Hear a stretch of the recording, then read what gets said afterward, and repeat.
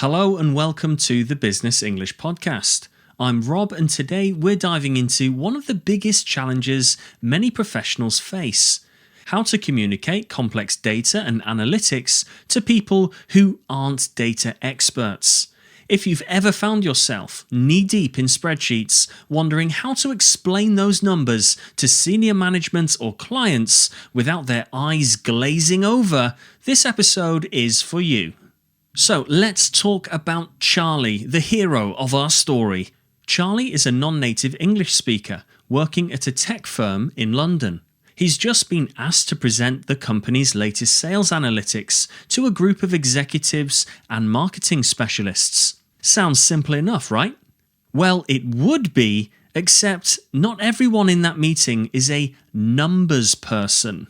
And half of them tune out the moment they hear words like throughput or variance. Charlie can sense the room's confusion. He knows the data is valuable, but how can he make it more human? Have you ever had that feeling? You've got all this fantastic analysis and you just want to say, look, these metrics matter because they drive our entire strategy. But you're met with blank stares, lost in the jargon jungle. Well, in the next few minutes, we'll explore what happens when you shift your approach from rattling off numbers to telling a clear, digestible story. Because once you master that, people will lean in instead of checking out. But here's the real question. How exactly do you break down all those acronyms, charts, and data points into something that even your grandma could understand? Stay tuned because in this episode, we're going to cover 3 essential techniques to simplify technical language, craft engaging explanations, and use visuals or analogies that connect with any audience, no matter how far removed they are from the data world. Sound intriguing? Well, stick around because by the end of this episode, you'll be prepared to captivate your stakeholders, colleagues, or clients and ensure they fully grasp the insights buried in your data. And who knows, this might even help you nab that next promotion. Let's get started.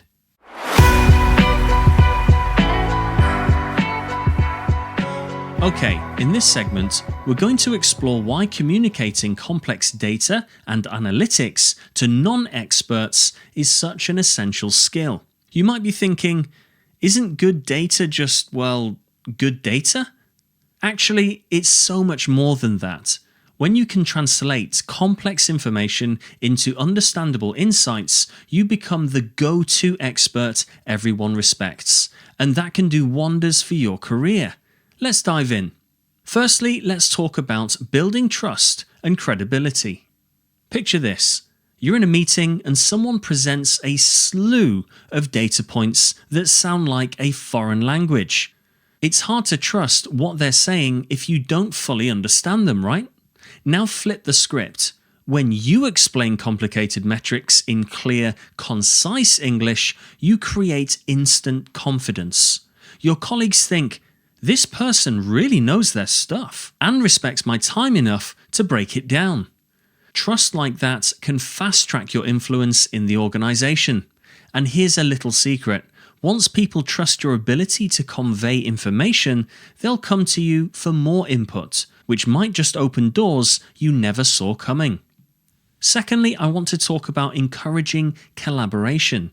Have you ever tried to plan a group trip where half the people speak a different language? Miscommunication is practically guaranteed in this instance. And the same is true in business. Finance teams speak numbers, marketers speak branding, designers speak user experience. If you can speak to everyone in a language they all understand, collaboration becomes smoother, faster, and more productive. Imagine the possibilities if your entire team was aligned on how to interpret and act on key data. You'd spend less time clarifying misunderstandings and more time generating results. Just think of the projects you could finally get off the ground. And thirdly, I want to talk about driving decisions.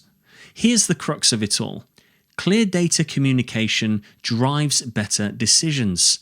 Even the most brilliant analytics won't help if nobody can make sense of them. The moment you present a clear insight, something people can grasp and apply, you reduce hesitation and enable your team to move forward with confidence. Think of those tight deadlines where an informed decision has to be made immediately. Wouldn't you rather have everyone on the same page, nodding in understanding, than staring blankly at a dozen incomprehensible charts? Now, you might be wondering, Rob, okay, this makes sense, but how do I actually do it? Well, in just a moment, we'll get into the how, including practical methods you can use to simplify jargon, leverage analogies, and keep your audience hooked. We'll even walk you through a few real-world examples so you can start doing this yourself right away. Stay tuned, it's all coming up next.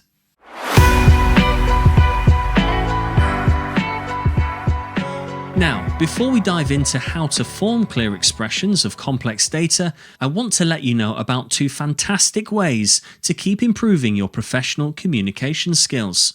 First up, our weekly newsletter, the 3-Minute Minutes, is a bite-sized read with powerful tips and strategies. Plus, you'll get transcripts of these episodes. If you're ready for even faster and more robust upgrades, consider joining the Business English Podcast Premium subscription. You'll find both links in the show notes. Now, let's get to the fun part. How do we actually form these clear explanations? Firstly, let's talk about simplifying that jargon. We often toss around terms like throughput or variance without explaining them, and that can lose your audience fast. To avoid that, identify the jargon and swap it for plain English. Phrase 1. Throughput is the amount of work done in a specific time. Throughput is the amount of work done in a specific time.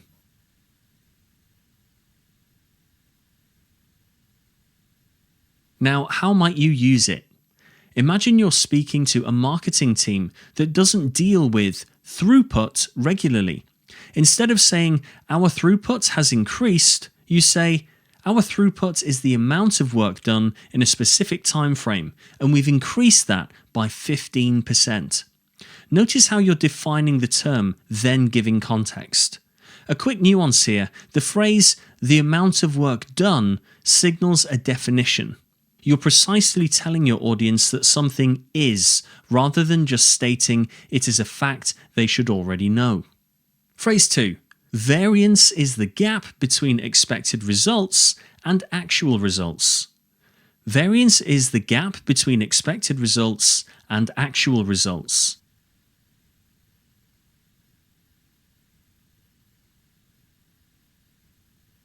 And when would you use this one? Well, let's say you're reviewing financial performance. If someone asks, why are we off by 5% this quarter?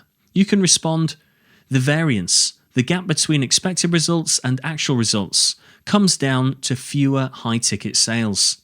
Here, variance no longer sounds like an abstract statistic, it's a relatable term everyone can follow. Now let's talk about building clear expectations. A good rule of thumb here is context, key insight, then implication.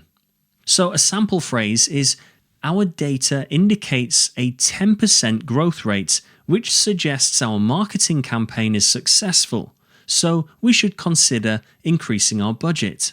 I'll say that again slowly. Our data indicates a 10% growth rate, which suggests our marketing campaign is successful, so we should consider increasing our budget. Now, how does that break down? Well, firstly, we addressed the context. Our data indicates a 10% growth rate. Then we position our key insight, which suggests our marketing campaign is successful, before finishing with the implication. So we should consider increasing our budget.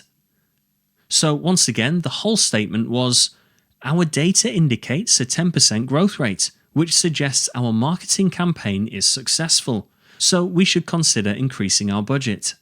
The beauty of this structure is that it guides your audience through your logic step by step.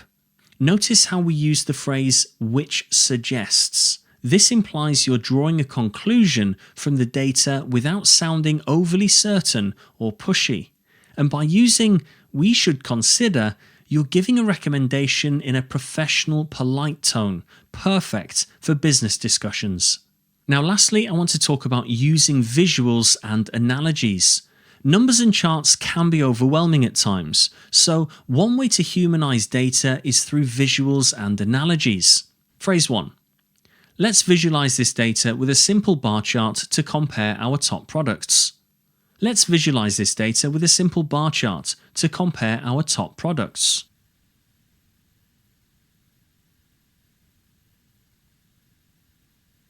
Here, you're actively guiding your listeners. Let's visualize. This is an invitation. You're telling them, we're about to see something that makes understanding clearer. Using simple bar charts emphasizes that you're not going to overload them. As you can see here, this is all about audience expectation management. Phrase 2. Our website traffic behaves like rush hour on a highway. Peak times bring the highest load. Our website traffic behaves like rush hour on a highway. Peak times bring the highest load.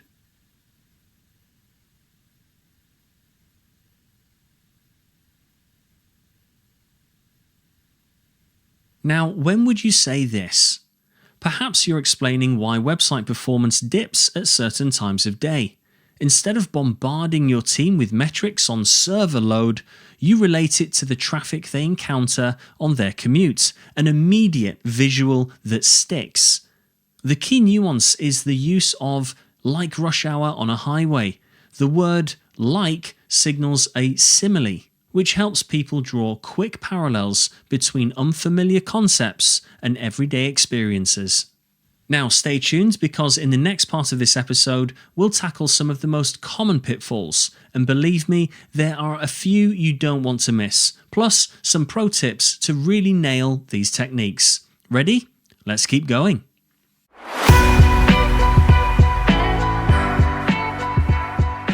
Okay, in this segment, we're going to dive into the common errors you might encounter when explaining data, plus some powerful pro tips to help you avoid them.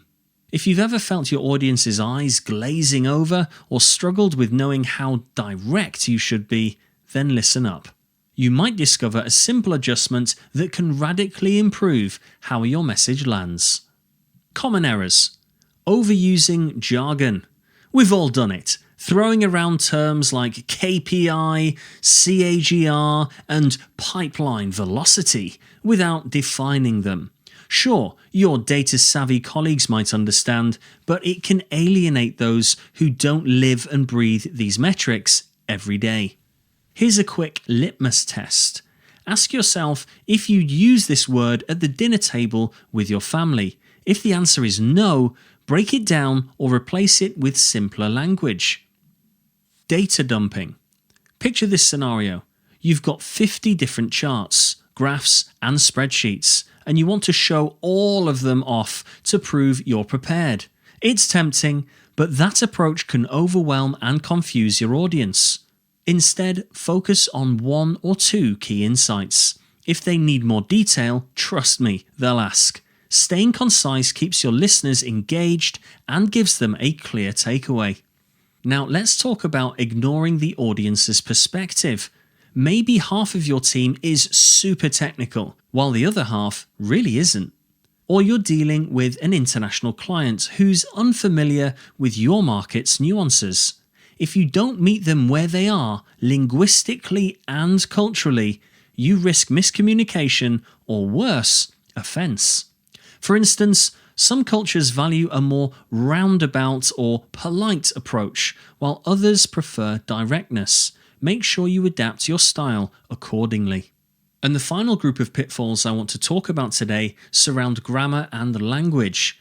When you're presenting data, errors like mixing up tenses, for example, saying we increased our sales last quarter instead of we increased our sales last quarter, can undercut your credibility.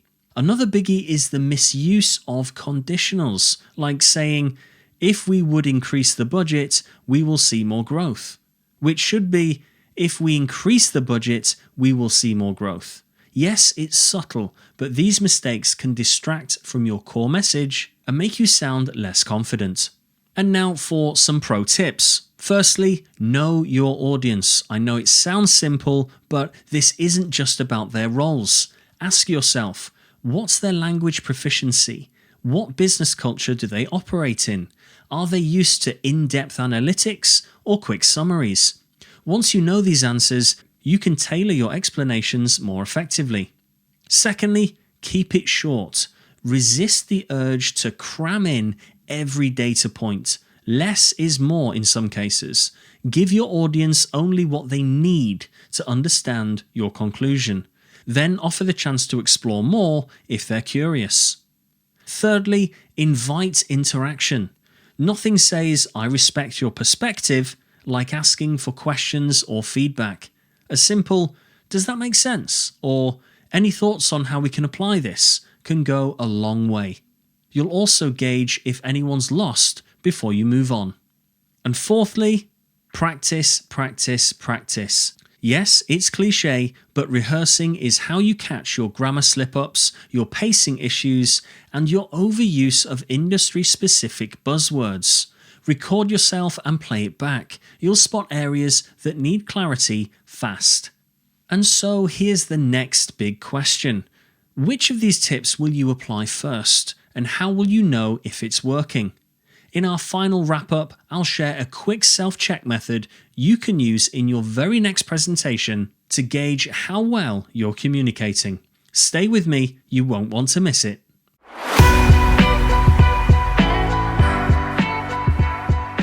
And that's a wrap for today's episode of the Business English Podcast. We've covered a lot, from avoiding jargon overload to using clear structures, visuals, and analogies to make complex data actually resonate with your audience. But before you go, here's one final tip. Record yourself explaining a key data point from your work. Keep it under 60 seconds. Then play it back and ask yourself, if I didn't already know this information, would it still make sense? If not, simplify. If yes, great. Now try explaining it even more clearly. The more you refine, the stronger your communication skills become. If you found this episode useful, make sure to subscribe so you never miss an upgrade to your professional English. And don't forget, if you want to go deeper with actionable strategies, check out our newsletter, the 3-Minute Minutes, for exclusive insights and full episode transcripts. Or if you're ready for next level fluency, join our Business English Podcast Premium subscription. Links are in the show notes. That's all for today. Thanks for listening, and I'll see you in the next episode. Until then, keep practicing, keep growing, and of course, keep it strictly business.